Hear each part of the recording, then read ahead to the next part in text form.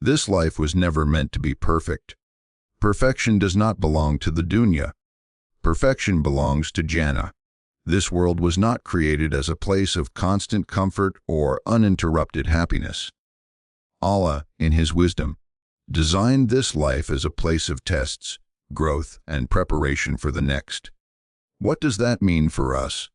It means there is nothing in this world that is purely, permanently good, and at the same time, there is nothing that is entirely endlessly bad.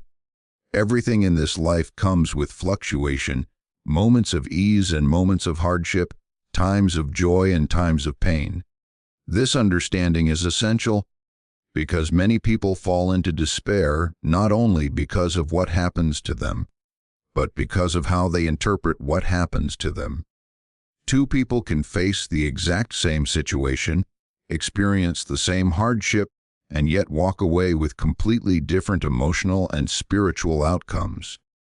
The difference is not the event, it is perception.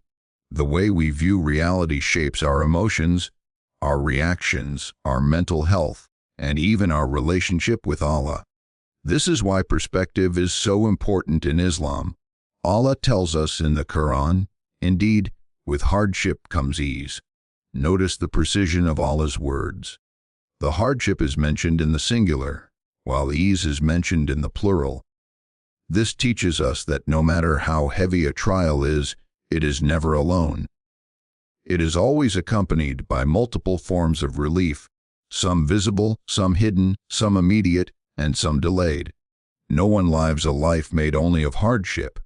That is not how Allah created this world. Even in the most difficult lives, there are blessings, moments of relief, and signs of mercy. But when a person becomes consumed by pain, they often lose the ability to see those blessings.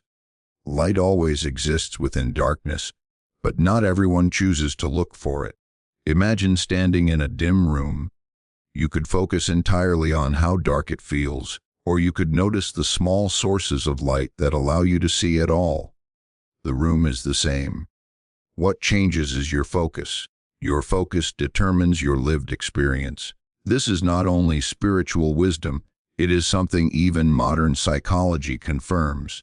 What we repeatedly focus on expands in our minds and hearts. This is why Allah teaches us the power of gratitude. Allah says, "If you are grateful, I will surely increase you." Gratitude does not mean denying pain.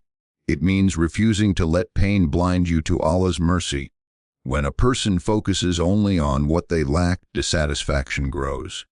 But when they intentionally recognize what Allah has already given them, contentment increases, emotionally, mentally, and spiritually.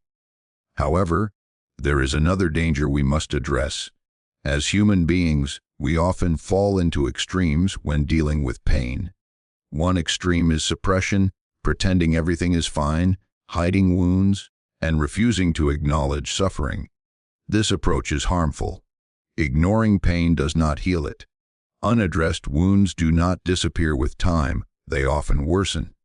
The other extreme is dwelling endlessly on pain, replaying past hurts, holding grudges, refusing to forgive, and living emotionally stuck in the past. This is equally destructive. A wound that has healed cannot remain healed if it is constantly reopened. Islam does not teach either extreme. The balanced path is honesty without despair. You are allowed to say, "I am hurting." You are allowed to say, "This is difficult." You are allowed to say, "I feel overwhelmed." This is not weakness. This is sincerity. But Islam also teaches us not to let hardship define our entire reality. Acknowledging darkness is not the same as surrendering to it. Think of nighttime. When the sun sets, it truly becomes dark. Denying that darkness would be dishonest.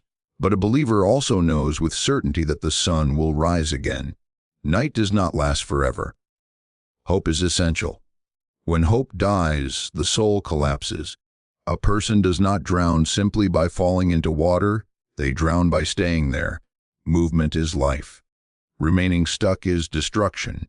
This is why constantly feeding fear, anxiety, and negative news paralyzes the heart.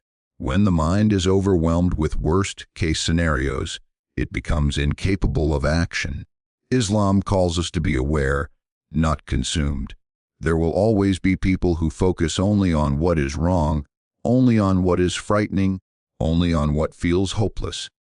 But there are also people who focus on solutions, effort, and trust in Allah. Those are the people who move forward. Focus on problems alone increases fear. Focus on action and reliance increases strength. Allah teaches us this through the story of Musa Udcrfihi.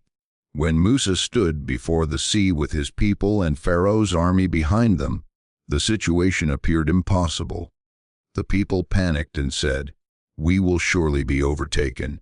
But Musa did not deny reality. He saw the sea, and he knew the army was approaching. Yet his focus was not on the impossibility. His focus was on Allah. He said with certainty, "No, indeed my Lord is with me, and he will guide me." This was not arrogance. This was Tawakkul. Allah then commanded Musa to take action, to strike the sea with his staff. Only after effort and reliance came the miracle. The sea parted. The path appeared. This teaches us a timeless lesson. Trust in Allah does not mean passivity. Action without trust leads to anxiety. Trust without action leads to stagnation. Islam teaches us to combine both. The Prophet taught, "Tie your camel and trust in Allah." You do your part sincerely, responsibly, with integrity, and you leave the outcome to Allah. Allah promises. Indeed, Allah does not change the condition of a people until they change what is within themselves. Change begins internally in mindset, focus, sincerity, and effort.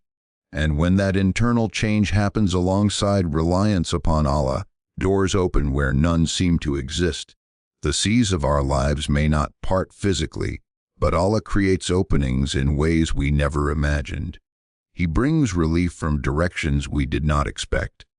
He replaces despair with clarity and strength. No matter what you are facing, personally or collectively, remember this. Hardship is real, but so is Allah's mercy. Darkness exists, but light always follows. Choose where you place your focus. Choose hope. Choose gratitude. Choose effort, and place your trust fully in Allah alone.